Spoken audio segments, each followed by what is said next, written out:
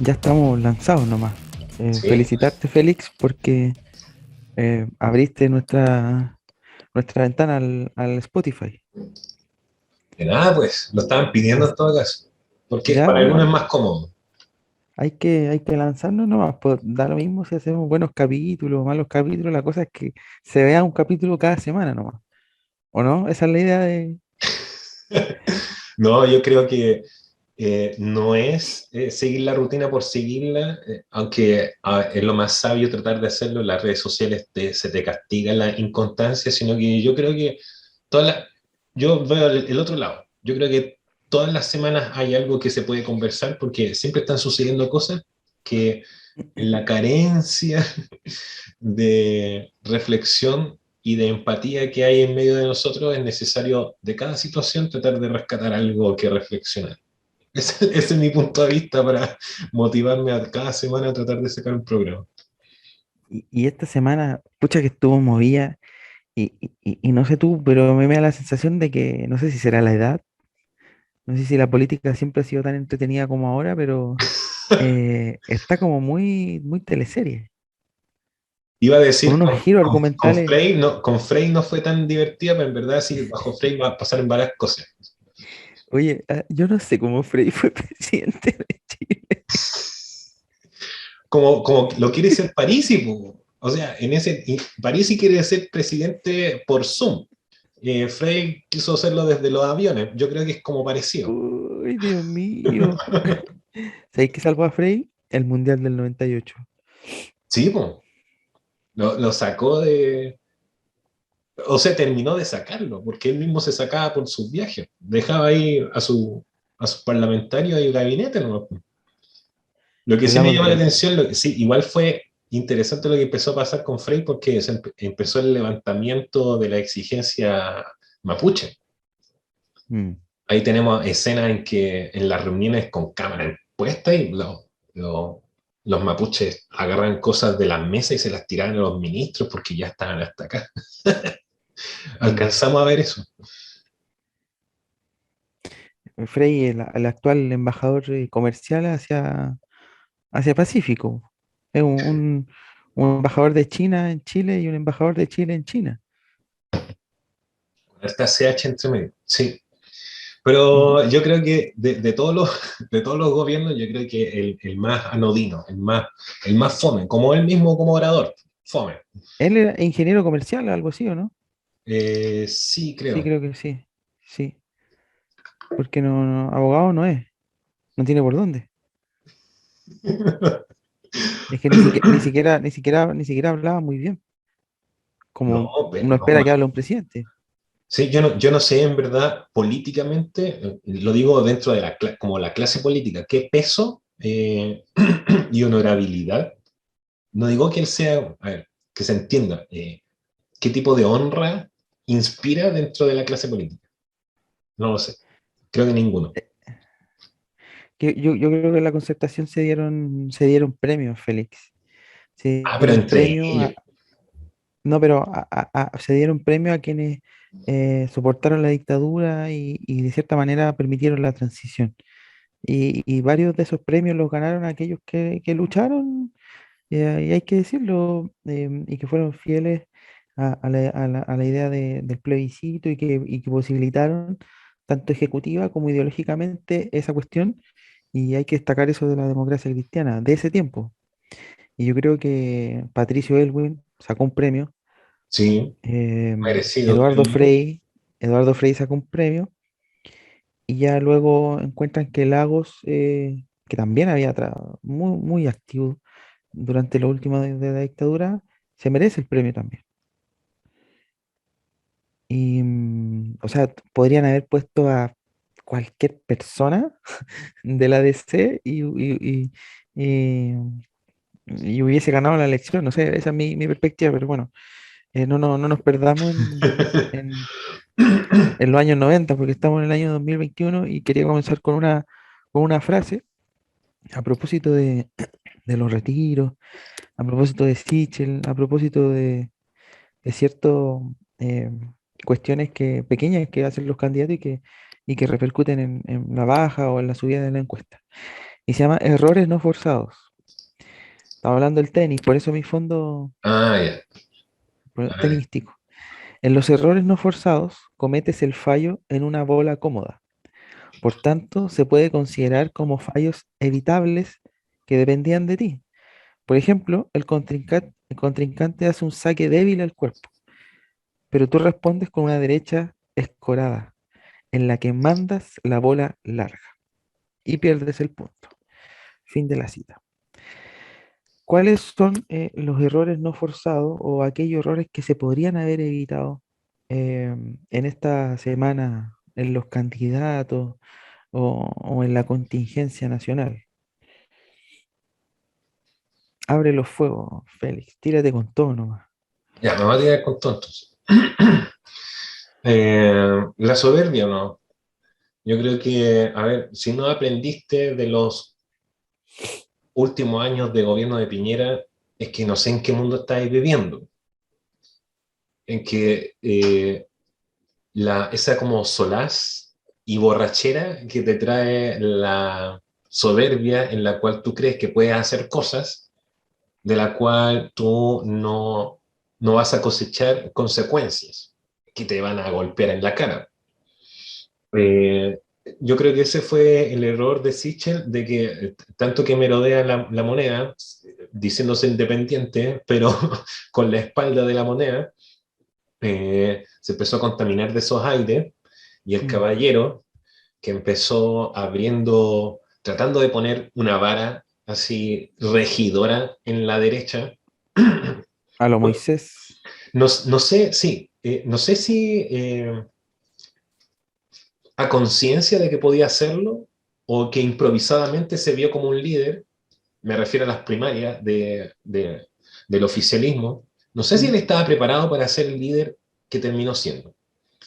Pero bueno, ya que le llegó, le llegó la vara a la mano, él entró poniendo esa vara tan, que tanto lloriqueo empezó a aprender a su alrededor de que cómo empieza con amenaza y de que el que haga, o sea, el que esté votando a favor del retiro, que después nos reclame. A ver, a mí me pareció una entrada buena. Yo dije, este es el tipo de voz que necesitaba la derecha. Algunos lo leyeron bien, otros mal. Yo creo que él simplemente fue franco respecto a cosas que él como que quería. Como a ver, no digo que para mí es una línea de integridad, pero dentro de las leyes media, como, como decirla, como media a revista de la Mm. derecha, se entiende dentro de los códigos que ellos manejan. Mm. Entonces, era así, yo instalo de inmediato como una línea de integridad y esta es una amenaza, es derechamente Espérate, una amenaza. espérate. Pero ¿era el cuarto retiro un tema cultural, ideológico que pusiera en orden a la derecha? Pregunto, pregunta seria. Es que en términos yo creo que era, En términos de espectáculo sí, de parafernalia sí, sí, pero en términos es de... que en la política, cuando ya nos estamos moviendo en términos de propaganda de candidatura, las cosas que tú hagas van a tener ese doble filo. Mm. Pero yo creo que le pegan los términos en que se supone que se mueve la derecha, que es como su interés están más puestos en el lado económico de lo social que lo de lo social hacia lo económico. Entonces era Mm. como, bueno, ustedes saben hacia dónde nos lleva esta amenaza de seguir retirando cosas, lo que han dicho muchas veces, que la inflación, etcétera, más allá de que si para algunos es una amenaza real o no, pero él quiso dar el apretón en esa área del discurso de la derecha. Para mí me pareció bien propio de su estilo, se necesitaba un poco como de ese... A ver, en verdad, a ver, creo que todos los candidatos de derecha que fueron a primarias tenían algún tema en el cual ellos estaban tratando de ser duros. A algunos Mm. les funcionó y a otros no. A Sichel le funcionó por ese lado. El, lo malo es de que, a ver, a muchos les dolió, no les gustó empezar así las reglas del juego, pero uno sabe de que cuando las reglas del juego uno las fuerza, uno crea, en otros términos, jurisprudencia. Forzaste las cosas y dejaste un precedente. Entonces ese precedente va a ser la tónica en la cual vamos a jugar el juego de aquí en adelante. Entonces tú tienes que saber de que si tú instalas una amenaza o dices de que todos van a estar bajo el ojo de ver quién entonces infringe la regla o no, o sea, o la línea de criterio, mm, tú también vas a estar bajo esa misma línea de criterio.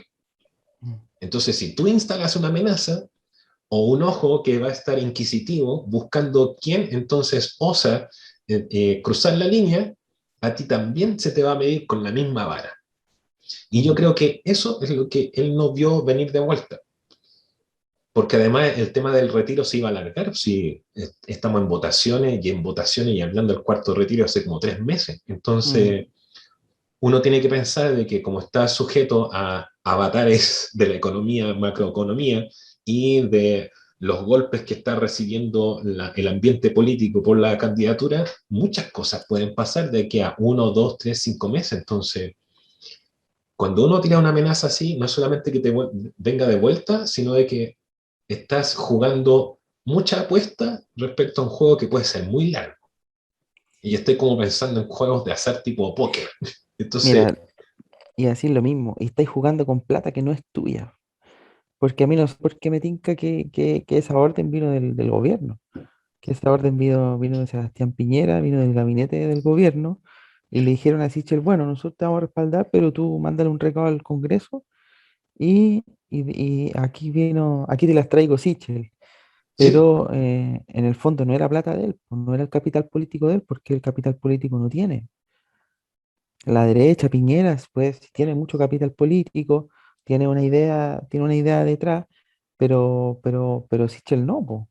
o lamentablemente, y también ahí con esto me tiro, quizás era el tipo de comentarios que esperaba tirar hacia más adelante, o no darte cuenta, o quizás tú te dabas cuenta, pero pensabas que podías jugar a un juego doble, en que tú estás siendo el monigote de un gobierno que está tirando manotazos para ver cómo poder, ya ni siquiera respecto al país, sino cómo entablar cierto gobierno dentro de su misma Claro. conglomerado.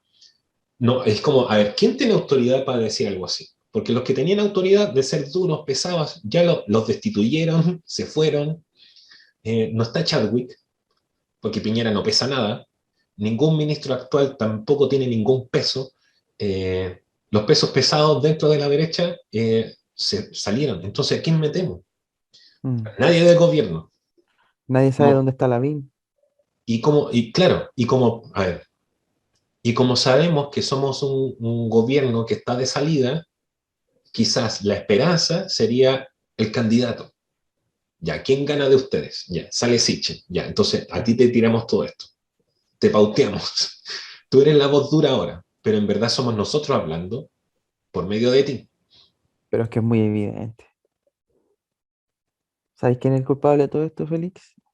Larraín, el hijo de Larraín.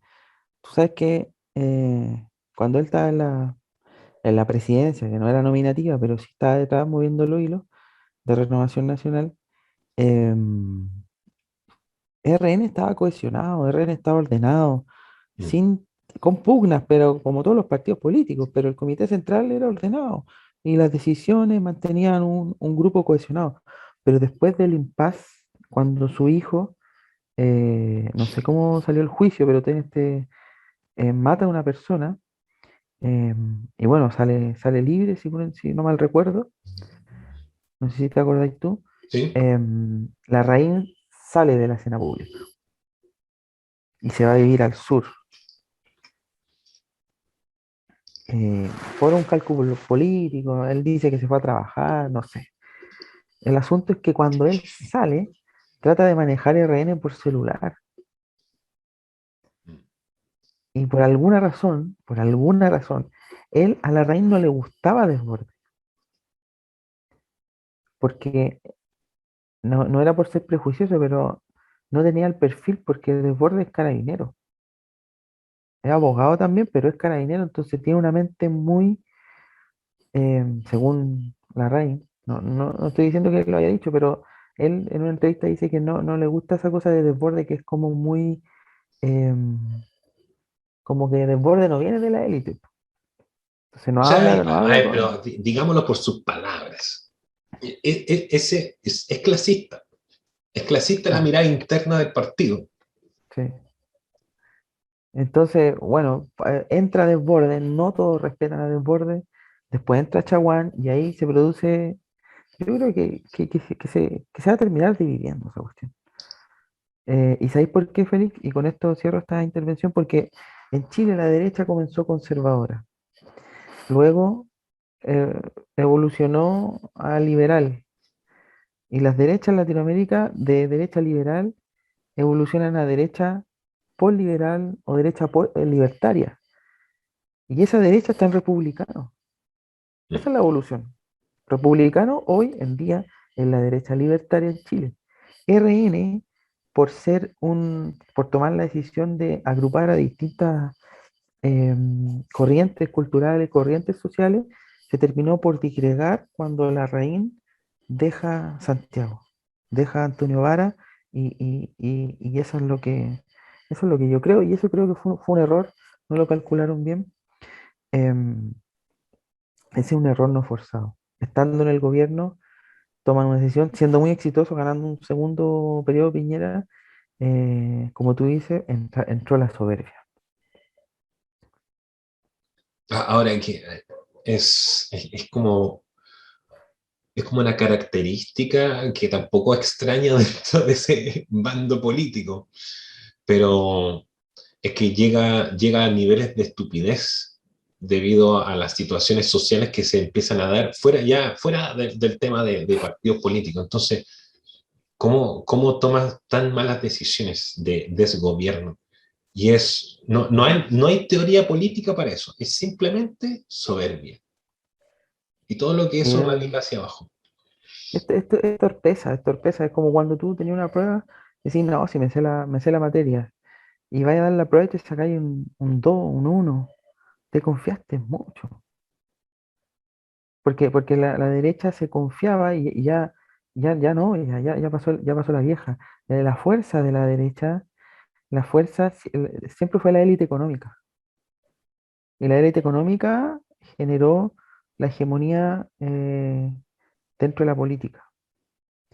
Pero hoy en día existe una élite cultural, Mm, y esa élite cultural no se compra, esa élite cultural se trabaja, es evidente.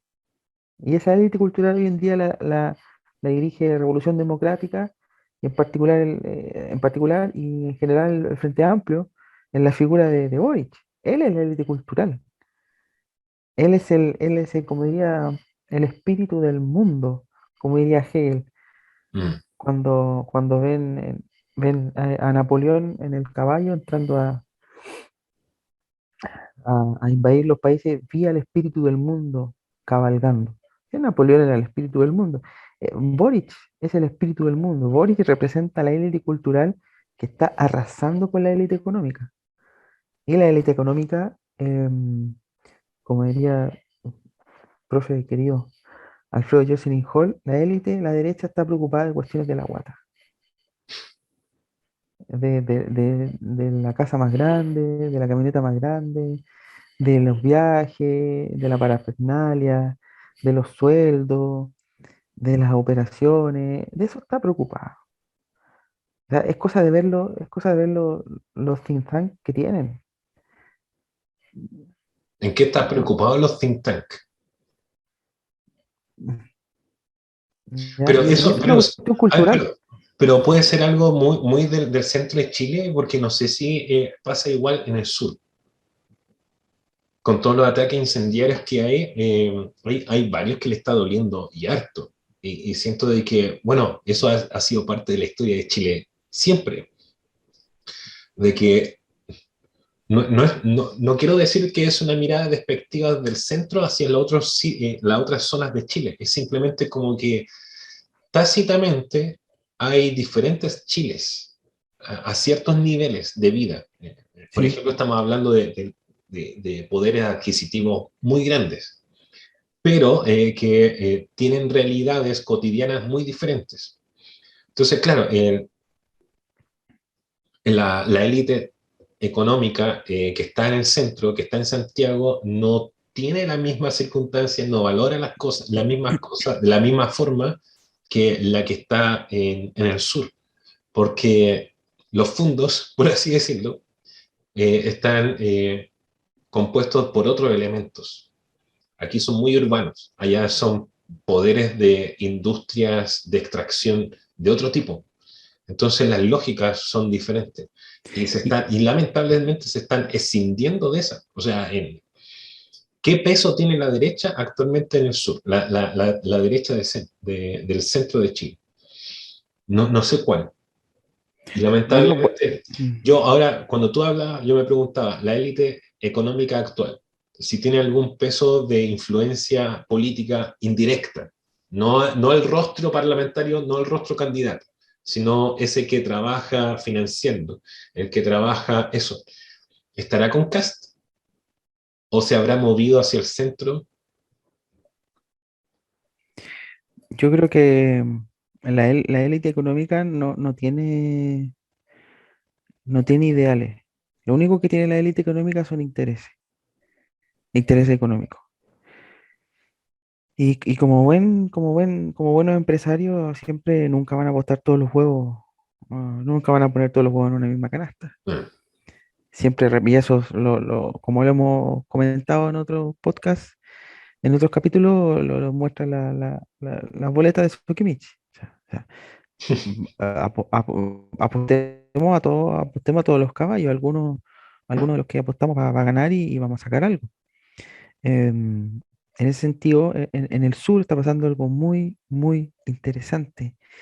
En el sur, como tú decías, todavía se palpaba esa derecha del siglo XIX, finales del siglo XIX, muy hacendal, en donde la relación del patrón con el inquilino era muy, muy cercana y había un poder de coercitivo y también de influencia y también afectivo muy fuerte, había un vínculo. Pues tú sabes que el inquilino vivía en el campo, vivía en la casa de los inquilinos y la otra, unos metros más allá estaba la hacienda y había una relación con los hijos de los inquilinos y obviamente había los fenómenos propios de toda relación asimétrica, pero esa cuestión acá en el centro, en el medio urbano, produjo un quiebre porque acá la élite económica no tiene una relación de cercanía pues son empleados, pero en el sur sí había una especie de paternidad, ¿ya? Y eso se refleja muy bien en los éxitos de la UDI en el sur y en el éxito de ciertas familias. Por ejemplo, en Affenbaer, los Van Rieselberger, gente con mucho poder y mucha influencia. Pero lo curioso que te quería comentar es que eso está mutando y está mutando en una cuestión que nos concierne a nosotros los canutos, porque en el sur se está candidateando mucho pastor evangélico bajo el alero de la UDI, bajo el alero de la UDI, bajo el alero de RN y bajo el alero de CAST. Entonces, mira lo curioso, Félix. Mira lo que está evolucionando la derecha en Chile.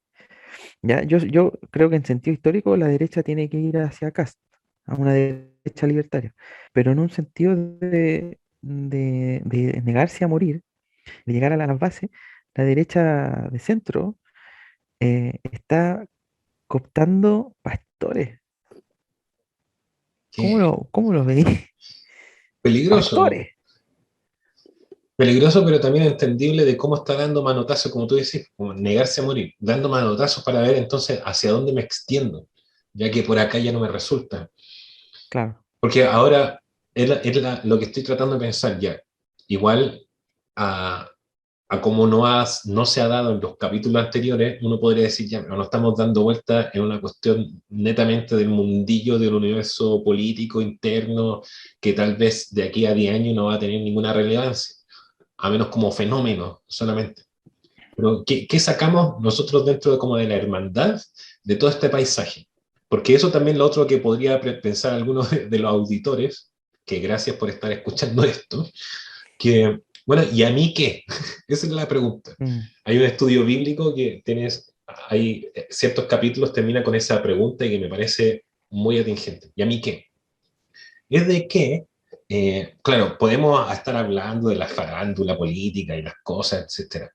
Pero, a ver, si nosotros queremos incursionar en este tipo de mundo, tenemos que saber de que estos son el tipo de cosas que van manejando desde dentro. No es solamente el discurso bonito que yo me aprendí en la universidad, como pasa también en muchos dirigentes estudiantiles, y que esto es lo que nos va a llevar adelante. Poder probablemente sí, como probablemente no. Pero lo otro son estos roces y estos juegos que se dan entre, a ver, el relacionarse humano y las historias que hay detrás de eso. Clases políticas, historias familiares, amigos, financiamientos, instituciones, todo eso que para algunos es como que parece como tan contaminado la política, eso, sino, pero es que, bueno, es el universo de la humanidad. Y que si de repente empezamos hablando de Sichel sobre cómo se contamina, de la soberbia, y en verdad, a ver, si fuera por tratar de hacer analogías con figuras bíblicas, te saco desde debajo de la manga muchos. Es la naturaleza humana de que cuando ha Mm. estado tanto rato en el poder y se confía en todas sus redes de contacto, a veces las redes de contacto, si no se equilibran con otros factores, te pueden fallar. Y la soberbia implica eso, po. Es que se da una lógica también que yo me he dado cuenta, que miro desde cerca, la verdad, una lógica muy eclesiástica, ¿ya? Muy postcatólica, en donde lo que dice el Papa, si alguien lo cuestiona, es al infierno. Sí, Y cuando veo esas torpezas tan de niño chico en la política, es porque no hay un asesor o no hay un grupo de asesores que le dice, oye, ¿cómo está diciendo esa estupidez? Sino que a todos son los conocidos asesores, los yes men, ¿ya? Que lo único que dicen es tirarle piropo al candidato o a la autoridad y reírse y pasarlo bien y a fin de mes cobrar el sueldo. Pero en realidad no le interesa cómo le vaya al candidato. Están ahí porque alguien los puso ahí y, y da lo mismo. O sea, da lo mismo si soy ministro de lo que sea y digo que la gente va a comadrear al sapu.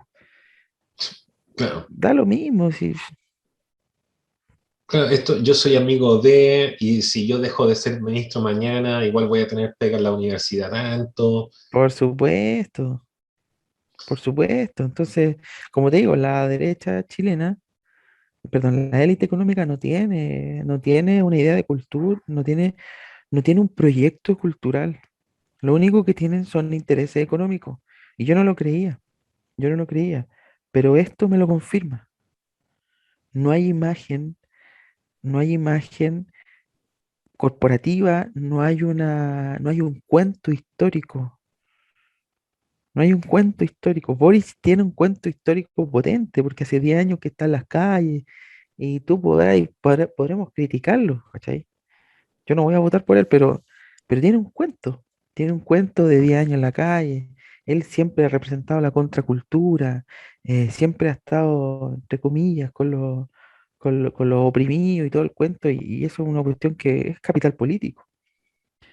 Pero ¿en qué ha estado Sichel o en qué ha estado los candidatos de la derecha? Yo creo que el desafío también, como pensando en todas las cosas que hemos conversado en el podcast, es también pensar de que ante este análisis de ver cómo se está moviendo la política, eh, es de que para el hermano o hermana que tiene alguna inquietud, no de hacer carrera política, de hacerse candidato, sino que tú y yo somos entes políticos porque tomamos decisiones que de alguna forma trascienden y se suman a la de otros que toman decisiones similares porque no somos la última Coca-Cola en el desierto, pero yo me sumo a muchos otros que están decidiendo igual y generamos en masa tendencias que chocan con Ujú. las de otros y se crea la marea y vamos viendo entonces hacia dónde va soplando esto.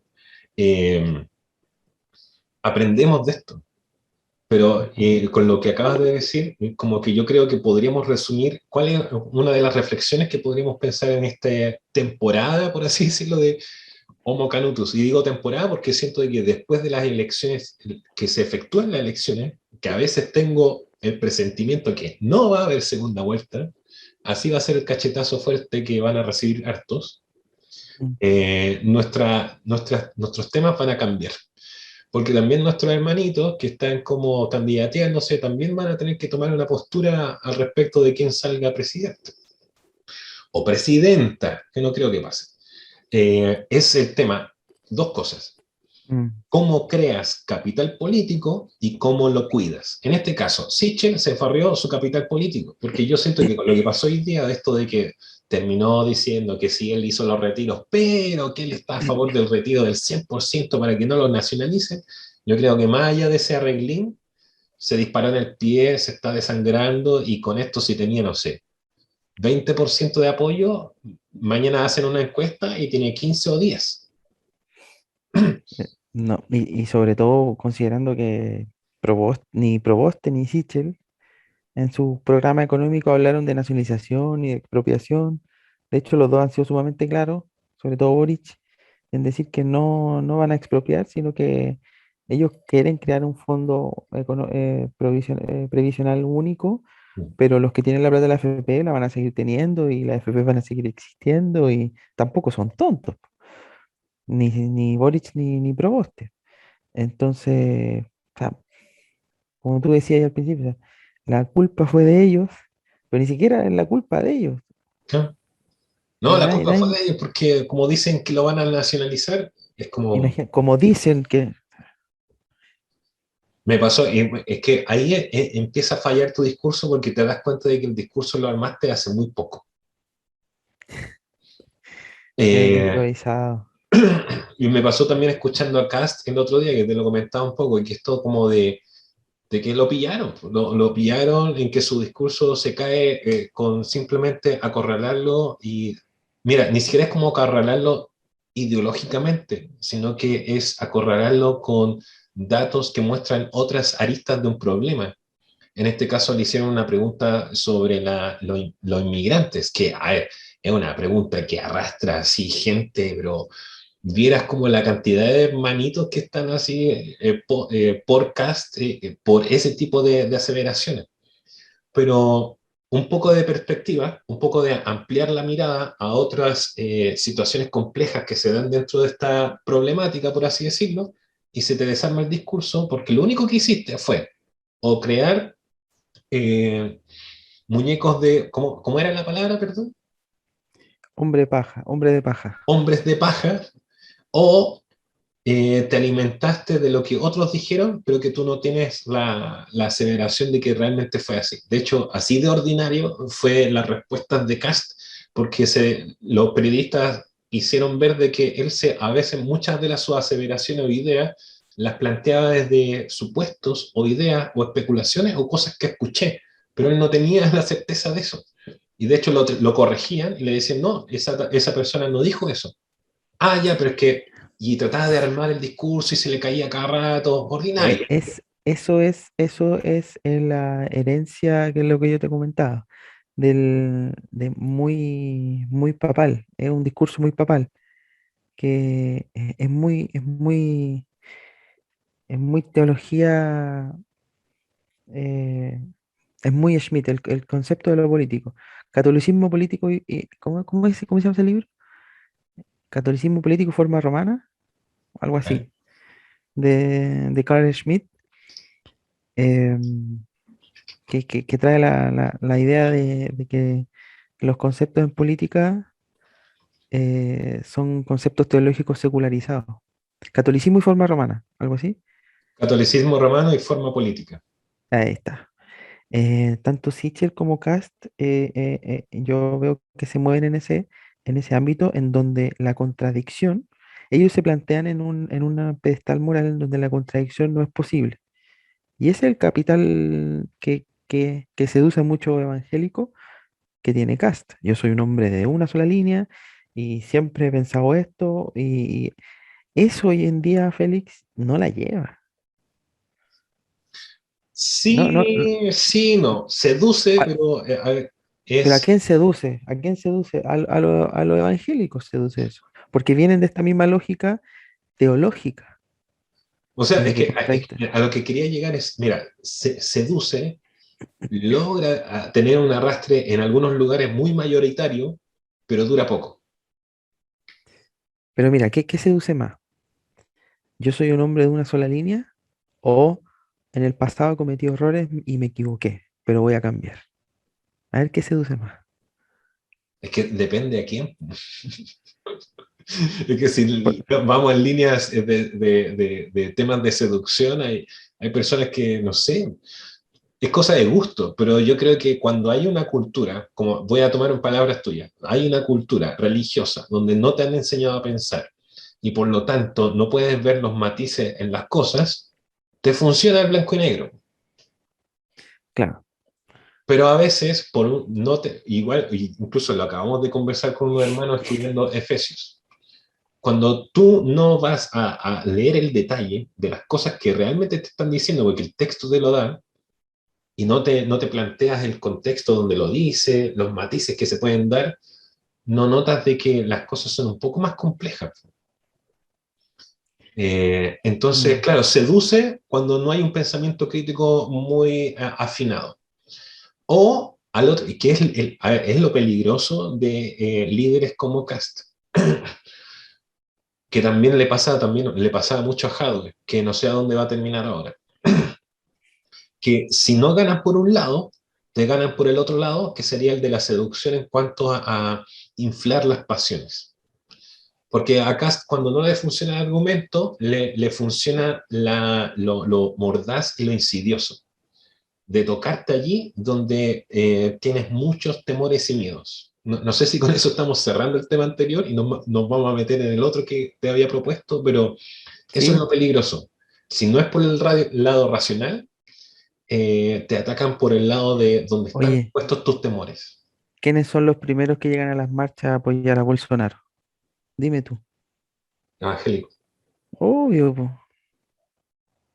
Porque lo que pasa es que estoy obvio. muy informado que tengo como sea, un corresponsal internacional que si yo le hablo por WhatsApp, me está una hora hablando de Bolsonaro y seguramente cuando esté escuchando esto se va a reír mucho y me va a mandar un WhatsApp porque lo estoy pelando. Pero no voy a decir Mándale quién un es. saludo. Ah, no va a decir quién es ya, No. bueno. Sí, no, un saludo a mi amigo el gran Cordero, el gran Carnero. Él va a ser, él va a saber quién es.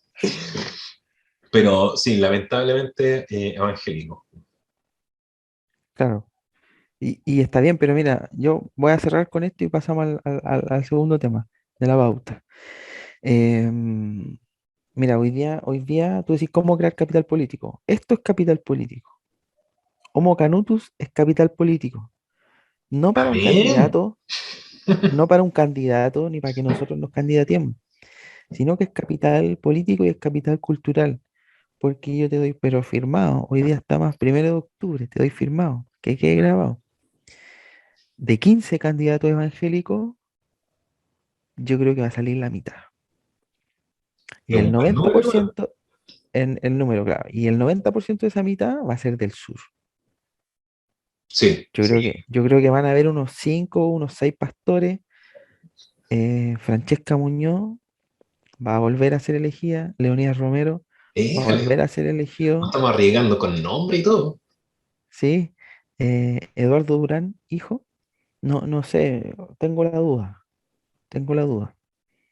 Eh, Voy a omitir todo lo que opino de ellos, pero lo voy a leer en términos de fenómeno evangélico. Ujú. Y yo creo que va a salir 1 o 2 pastores, porque Francesca Muñoz es pastora, diputada y pastora, pero yo creo que van a salir 1 o 2 pastores, entre ellos Antares Varela, de las Águilas, y uno que otro pastor,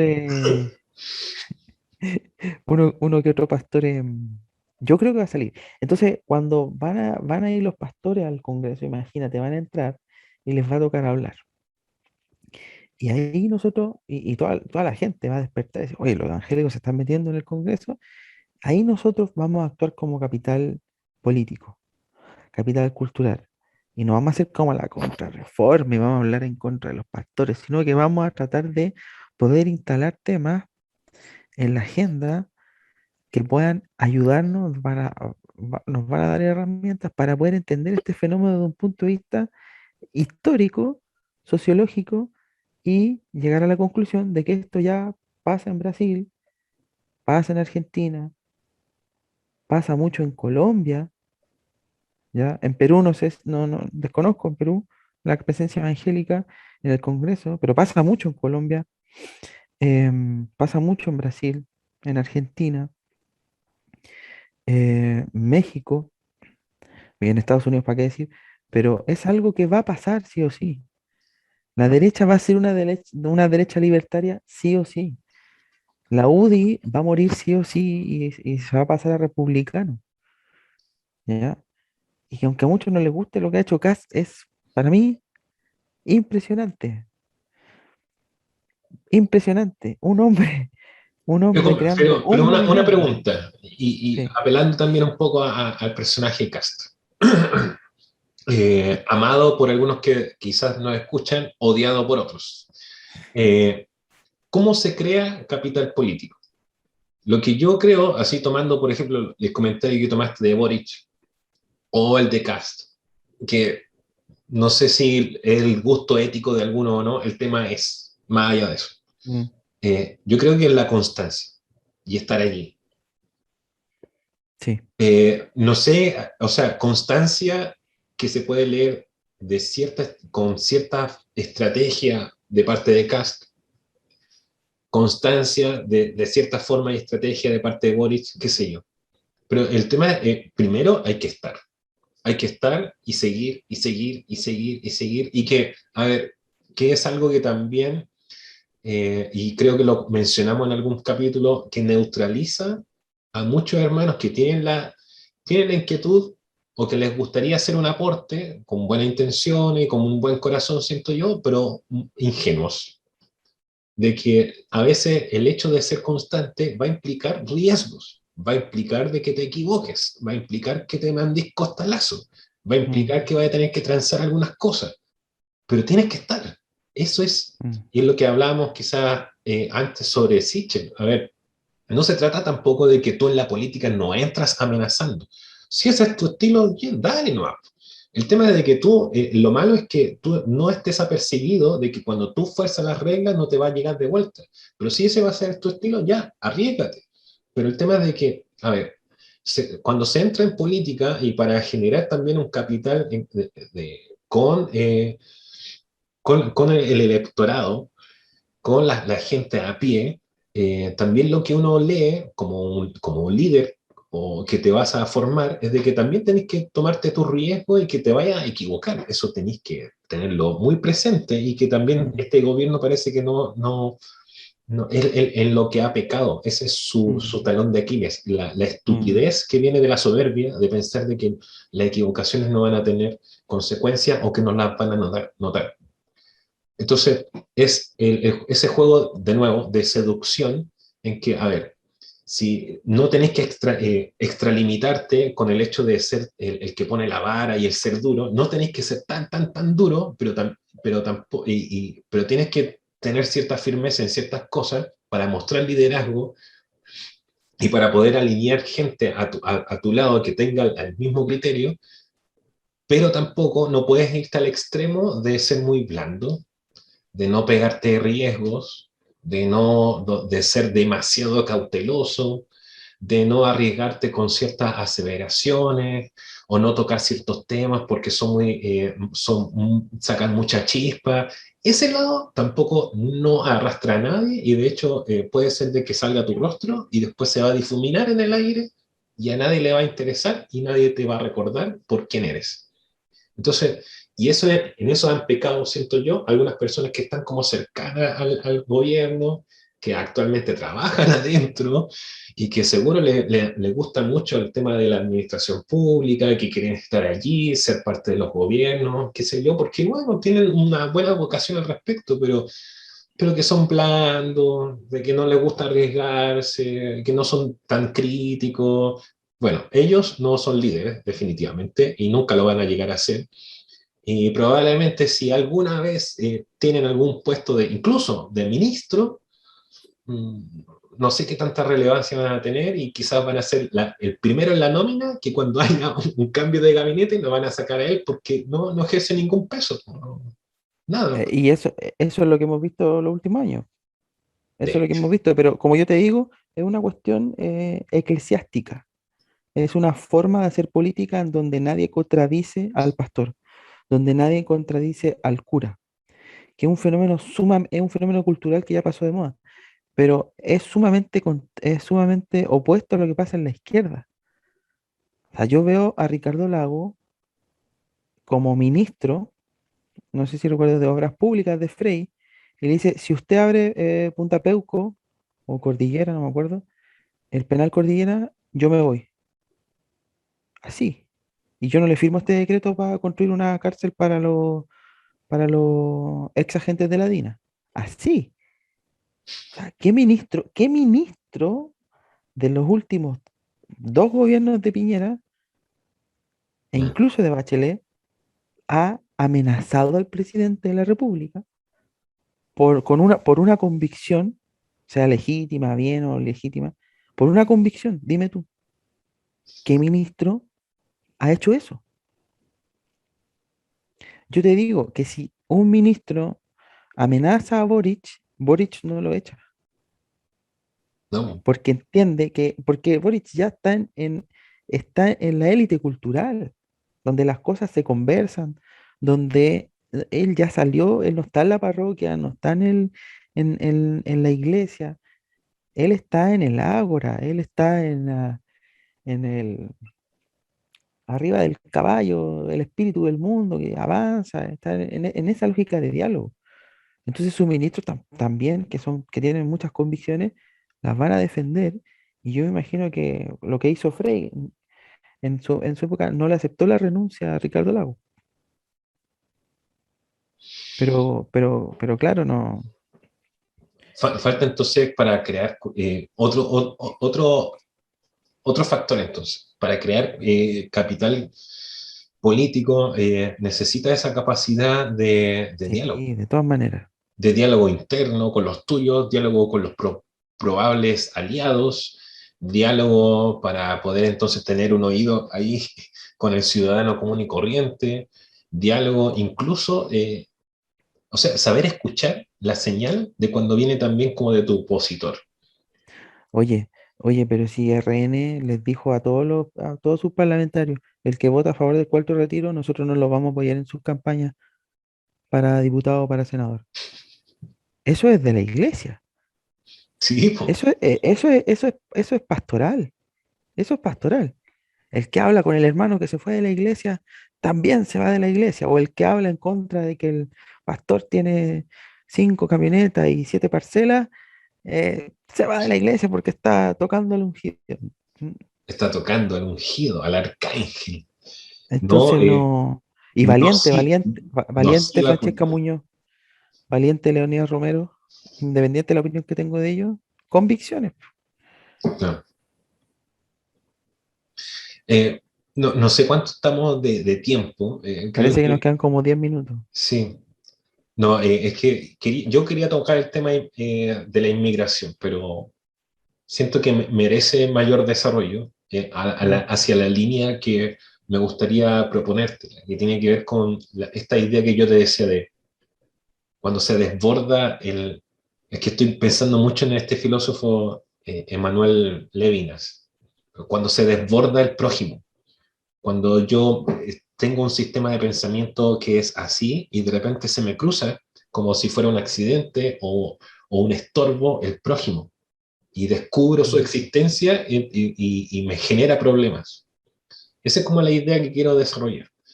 Pero me gustaría dejarla quizás para la próxima, pero ya que nos Mm. alargamos en este tema y ahora estamos hablando del el futuro probable de nuestros hermanos que se están candidateando en política. Lo que te había propuesto también de eso, de esta pregunta que hiciste en tus historias. Si lo En la planteamos así, historia de Homo Canutus. sí. Si, pongámoslo así, no seamos muy estrictos, porque a muchos no les va a gustar lo que voy a decir, pero no es como, es simplemente para dejar la pregunta, ¿no? Si la iglesia, digamos, institucional, no la iglesia espiritual, si la iglesia institucional perdió la batalla en el aborto, perdió la batalla en el matrimonio igualitario, y el tema de del culto, de la libertad de culto, o sea, a ver, no, pues, lo que pasó en esta semana sobre el tema de los padres en la Al educación, derecho preferente de el los derecho padres. preferente. Sí. Si en esto la iglesia institucional perdió, fracasó, ¿de qué otros temas tendrá que hablar la iglesia si ya les quitaron estos temas de la mesa? Eso Llegaron implica varias. una... A ver, y yo en lo que te quiero proponer para cerrar aquí la conversación del podcast, y en lo que te había planteado. A ver, ¿lo vemos de qué forma?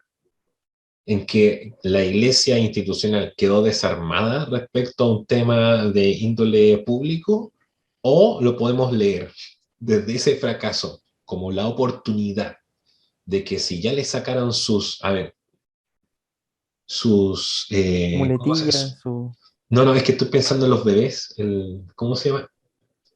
chupete. Si te sacaron el chupete que tanto había ahí relamido y chupado todos estos años Mm. y te lo quitaron, ¡pah!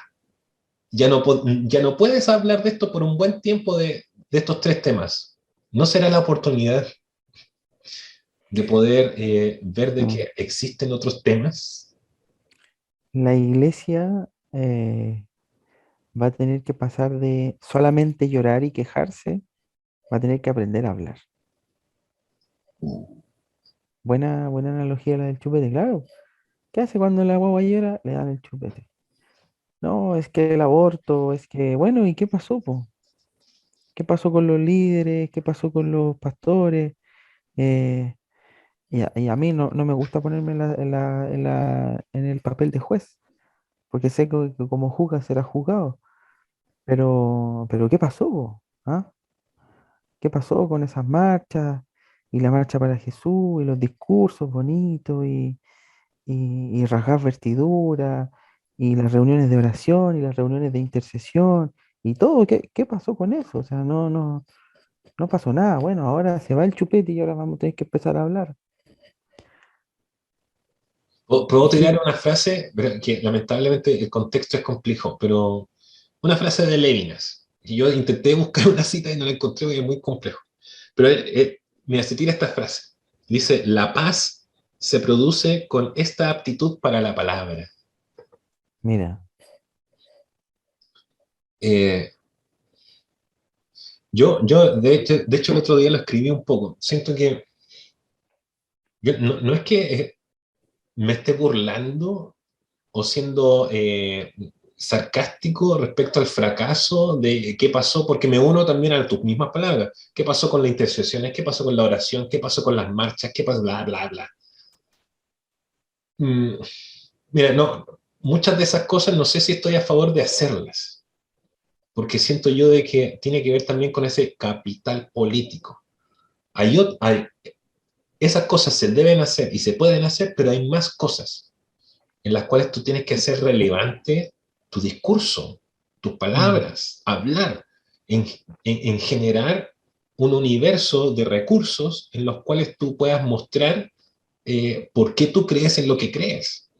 mm, No solamente tiene que ver con que para nosotros la vida comienza en la concepción, etcétera, etcétera, sino de que, a ver, el otro día leí un documento que hablaba sobre por qué actualmente hay parejas que eligen no tener hijos. Y no tiene que ver con un odio a los niños, es la razón prejuiciosa más estúpida que puede haber, sino que simplemente hay otros factores antes que no tienen que ver con los hijos, que son las decisiones que toman ciertas parejas o personas de no tener hijos, y que son temores que tienen que ver con nuestra sociedad moderna. Entonces, ¿cómo tú atacas? Y que es como lo previo, el tema previo que está antes, mucho antes de llegar al punto del aborto. Es como mm, que el aborto es la situación final a toda una cadena de pensamientos, de cosmovisión, que crean el ambiente para que el aborto sea algo concebible como opción. ¿Y qué tiene que ver con el temor que tienes respecto a tu realización personal, como lo que pasa en China actualmente?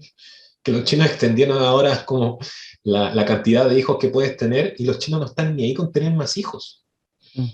Es eso, ese tipo de cosas, porque tú estás viendo tu mundo desde unos prismas en los cuales tener un hijo es un problema dentro de miles de millones de otros problemas que ellos se crean desde su propia cosmovisión. ¿Tú tienes argumentos para hablarle a eso?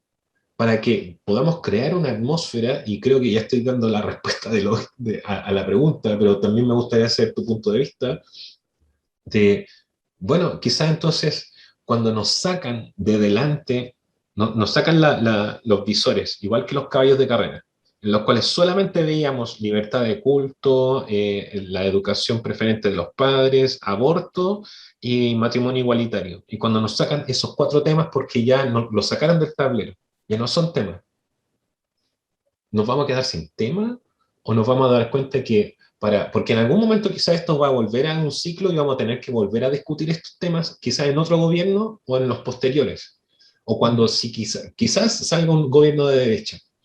Eh, no nos ayuda esto a levantar la mirada y ver de que hay otros temas aledaños que poder, no solamente orar e interceder, que está bien, hermano, si no estamos hablando en contra de eso, sino que hay otras tareas más de las cuales poder hacernos para crear cultura de esto.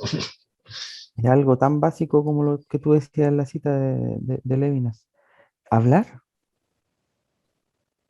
¿Cómo puedes tú ir a defender una visión, independiente que sea, una visión particular sobre el aborto, si antes no eres capaz de hablar sobre sexualidad? O, ¿Cómo eres? o Dale. incluso, y una pausa ahí para retomar algo que tú mismo dijiste. Incluso antes que eso, ni siquiera el hablar, sino que me dejen hablar dentro de esta dinámica verticalista que tú decías, esta cultura como de no toquen al ungido.